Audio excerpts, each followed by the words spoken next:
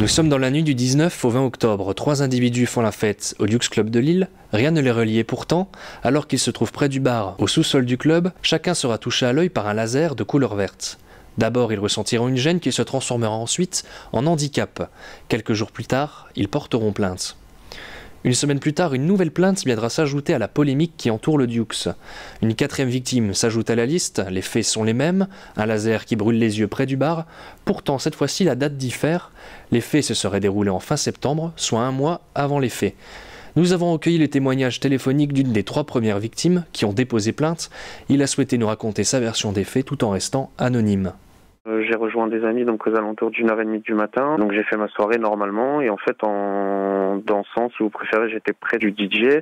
J'ai vu à un moment une lumière, ça a duré un quart de seconde. J'ai senti une lumière comme une petite chaleur dans les yeux, donc j'ai tout de suite détourné le regard. Au matin en fait, en reprenant la route, je me suis rendu compte que j'avais une lueur en fait dans les yeux, que j'étais ébloui, un voile. Actuellement j'ai un hématome maculaire, donc pour l'instant on sait pas du tout la suite des événements. Il faut attendre que l'hématome se résorbe. Pour vous décrire exactement ce que ça fait, c'est comme si vous regardez un visage et qu'il est flouté. J'ai déposé la plainte surtout dans le but qu'il n'y ait pas d'autres victimes, que la police intervienne et fasse quelque chose si vraiment ça vient d'un laser qui est dans la boîte de nuit.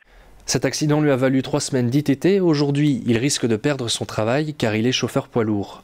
Pour une autre des victimes touchées en septembre, les dégâts faits à son œil se sont avérés très conséquents.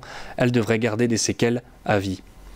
Nous avons rencontré Franck Zucken, le propriétaire du Dukes, qui a souhaité s'exprimer sur cette affaire. Il pointe du doigt une autre cause qui pourrait être à l'origine des dégâts causés aux 4 victimes.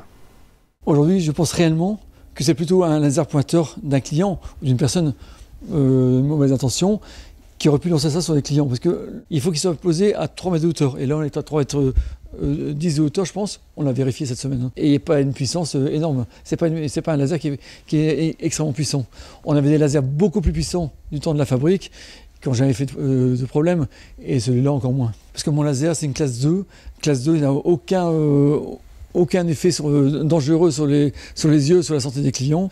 Mais je pense réellement que c'est pas mon laser qui est en cause. Le laser du club a été démonté pour analyse. L'enquête policière se poursuit.